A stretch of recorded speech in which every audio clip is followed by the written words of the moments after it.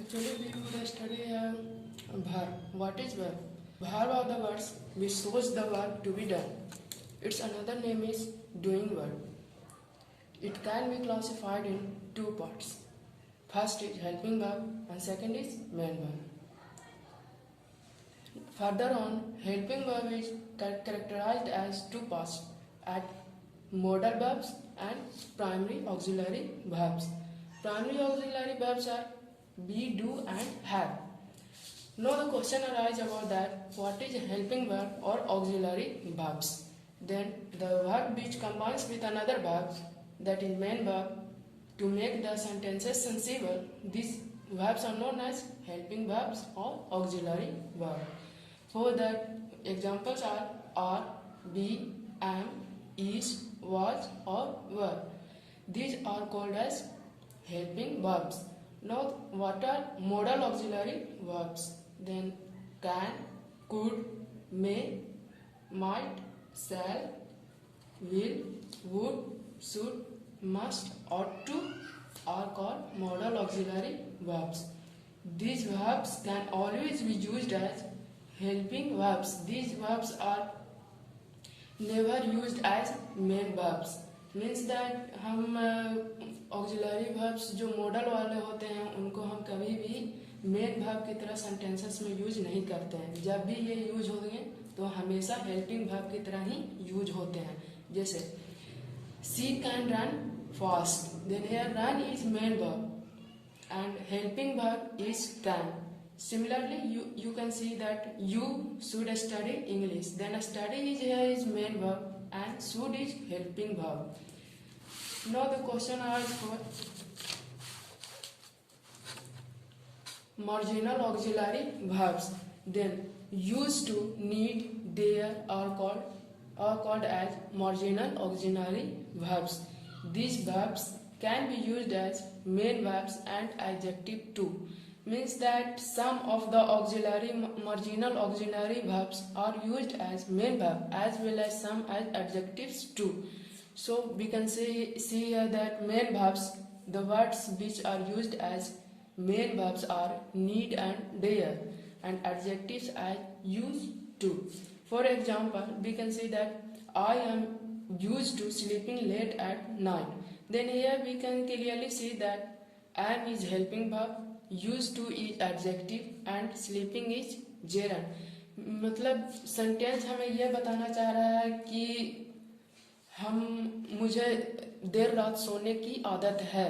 तो यहाँ पर यूज टू जो है वो आपका एडजेक्टिव की तरह यूज हो रहा है. स्लीपिंग है जो आपका V1 प्लस ING जो जानते हैं कि जेरंड की तरह यूज हो रहा है यहाँ पे. और एम यहाँ पे आपका हेल्पिंग वर्ब की तरह यूज हो रहा है. फिर यहाँ पर आता है आई नीड यू, मुझे आपकी ज़रूरत है. तो आपकी ज़रूरत है तो यहाँ पे हम लोग नीड लाते हैं. तो नीड जो यहाँ पे है यही आपका मेन वर्ब की तरह यूज हो रहा है. फिर यहाँ पे आता है you need not come here. Then जब डायरेक्ट इन्फिनिटी आपका यूज हो सेंटेंसेस में, मतलब टू अगर हटा दे तो वो डायरेक्ट इन्फिनिटी बन जाता है. टू अगर लगा दे किसी वर्ड के साथ या वर्ब के साथ तो वो इन्फिनिटी बन जाता है.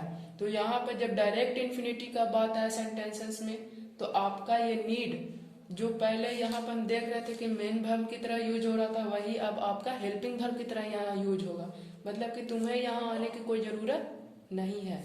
फिर आता है she does not dare to come here late. उसकी इतनी हिम्मत नहीं है कि वो यहाँ पे लेट आए, या फिर उसकी इतनी हिम्मत नहीं है कि वो घर लेट आए. तो यहाँ पे देखिए 2 + V1 फॉर्म यूज किया है, ये आपका इन्फिनिटी फॉर्म हो गया. और ये she does not dare to come here come home late. तो यहाँ पर डेयर जो आपका है वो हेल्पिंग वर्ब ना होकर बल्कि मेन वर्ब की तरह बिहेव करेगा. अब देखते हैं जब इन्फिनिटी और डायरेक्ट इन्फिनिटी का बात आ ही जाता है तो इन्फिनिटी और डायरेक्ट इन्फिनिटी में अंतर क्या होता है. तो हम देखते हैं कि इन्फिनेटिव वर्ब क्या होता है. Then it is a form of verb used to describe action of non-finite duration, possibly with the verb to is attached to it, as to go, to play, to study. मतलब कोई भी word के पहले अगर to आ रहा है, verb के पहले अगर टू आता है तो वो इन्फिनेटिव वर्ब बन जाता है.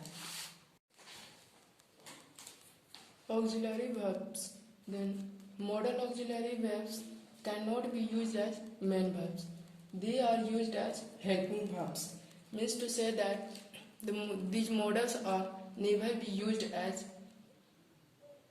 main verbs. These are always used as helping verbs. As example, I can lift this book. मैं ये बॉक्स को उठा सकता हूँ. यहाँ पर जो आपका कैन आता है, जो आप जानते हैं ये मॉडल है, ये आपका हेल्पिंग वर्ब की तरह यूज हो रहा है.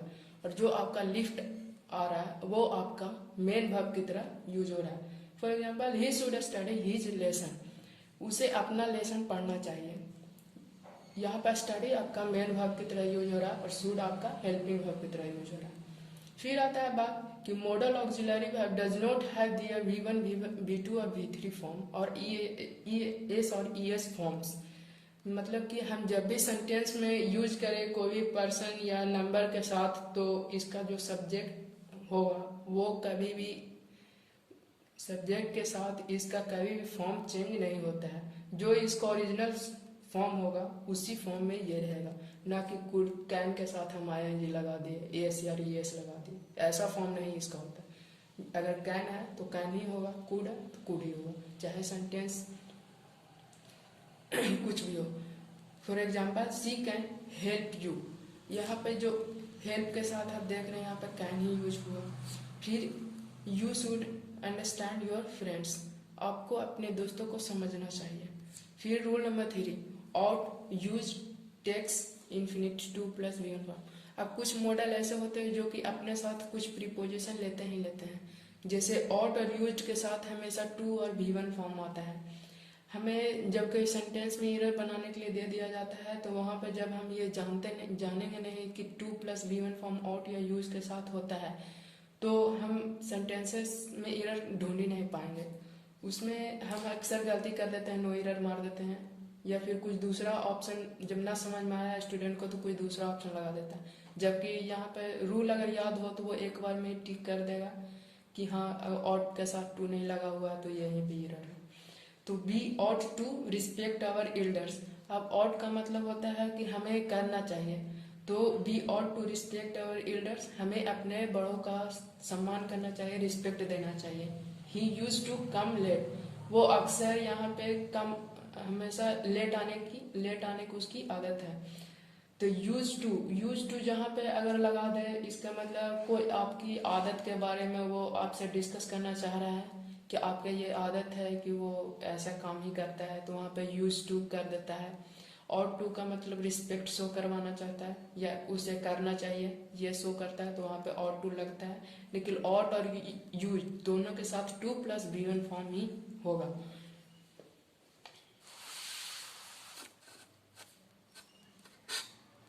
अब बात आता है कैन और कुड का, कि मॉडल्स तो हम देख लिए कि मॉडल्स में आता है can, could, may, might, must, ought to, need to, used to, ये सारे आते हैं. अब यहाँ पे बात आती है कि हम मॉडल्स का यूज सेंटेंसेस में कैसे करें.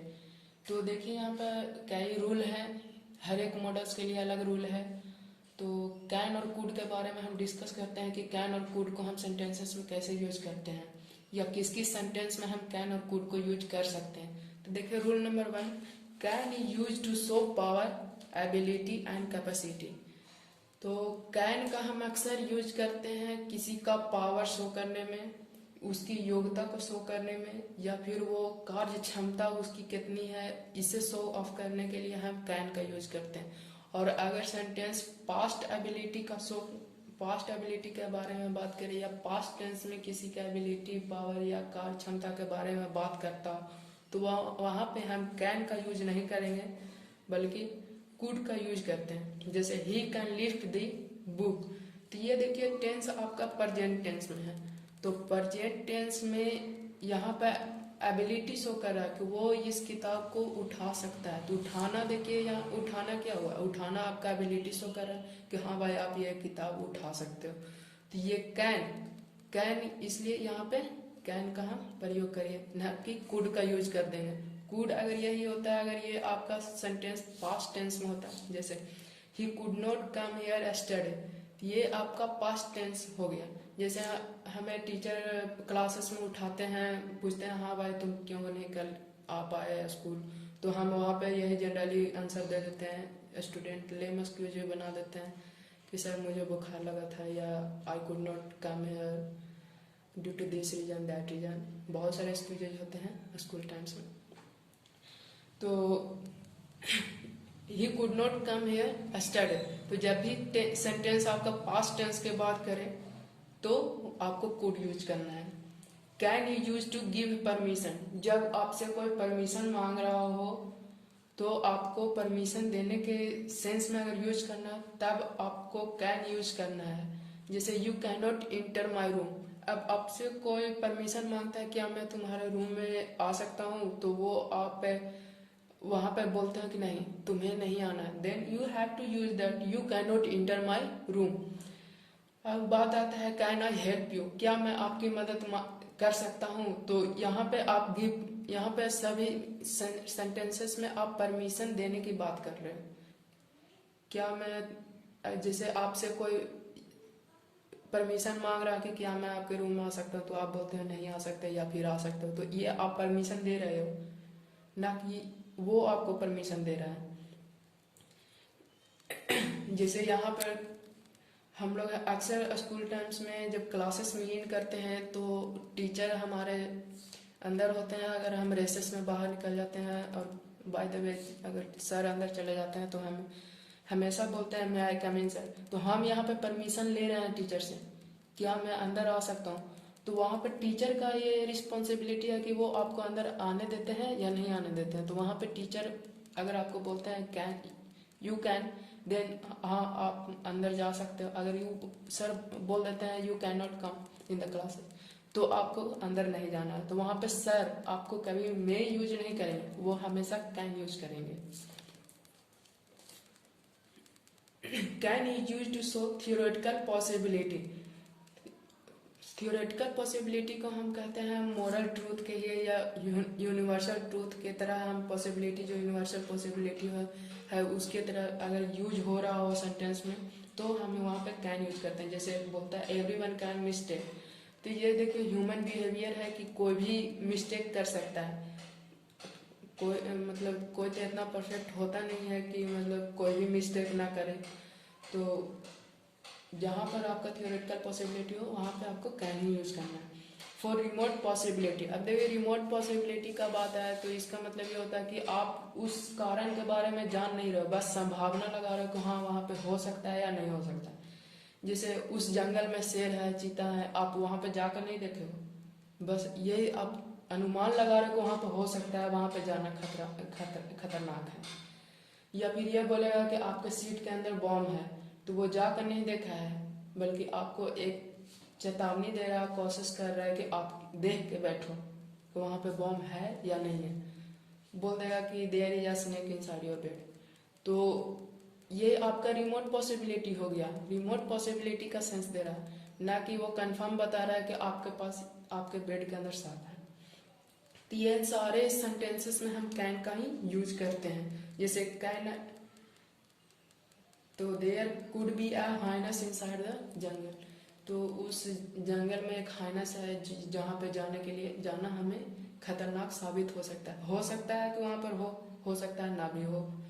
तो देखिए कैन रूल नंबर 5 के अनुसार कैन का यूज हम फ्रेंडली रिक्वेस्ट में करते हैं और कुड का यूज हम हमेशा ऑफिशियल रिक्वेस्ट के लिए करते हैं।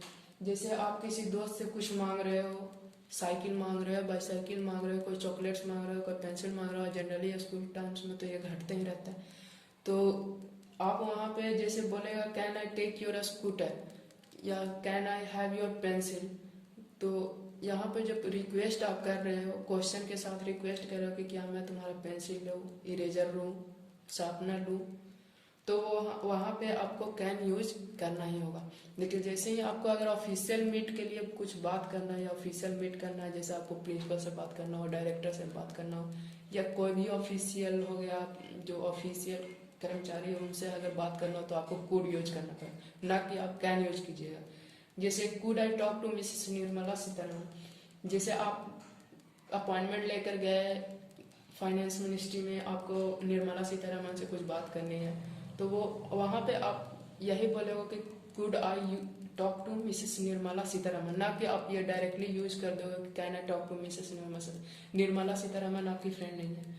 वो एक फाइनेंस मिनिस्टर है, उनका एक ओहदा है, वो एक ऑफिशियल पर्सनल है, आपको कुड यूज करना पड़ेगा। अब देखिए बात आता है कैन, कुड, एबल। कुछ ऐसे भी होते हैं वर्ब्स जिनकी सेंसेस दो वर्ड की सेंसेस एक तरह के होते हैं। अगर हम इन वर्ड को सेंटेंस में यूज कर दें तो सेंटेंस सुपरफ्लुअस बना देता है, मतलब कि अधिक, जरूरत जितना उससे अधिक। तो if two words are showing the same sense then both can not be use together. तो हमें भी इन दो सेंटेंसेस को हटा देना, इन दो वर्ड्स को सेंटेंसेस से हटा देना चाहिए। जैसे एबल टू और कैन या could must not be use together as both have the same sense of capability. Able to हो गया, नोट हो गया, अनेबल हो गया, नोट या अनेबल, नोट मतलब ही नहीं होता, अनेबल मतलब ही नहीं कर सकते हैं। या ये दो वर्ड्स हो गए, या और भी कई पेयर होते हैं जिनके एक ही सेंस निकलते हैं और हम सेंटेंसेस में एक साथ कभी यूज नहीं कर सकते। जैसे एबल टू का मतलब होता है कैपेबिलिटी और कैन का मतलब भी होता है कैपेबिलिटी। हाँ मैं ये कर सकता हूँ, दोनों जगह एक ही सेंस यूज हो रहा है। तो जैसे अगर सेंटेंस में यूज कर देगा I can not able to come, मैं यहाँ पे नहीं आ पाया, सेंस तो यही था कि मैं यहाँ पे नहीं आ पाया। लेकिन इसको अगर किसी ने ये लिख दिया that I can not be able to come, तो ये कैन नॉट और एबल टू दोनों का सेंस एक ही है, कैपेबिलिटी शो करना। तो दोनों में से कहीं किसी एक को आपको चुनना होगा, जैसे आई कैन नॉट कम या I will not be able to come है। तो आप दोनों के एक साथ कभी यूज नहीं कर सकते। Thanks for the day.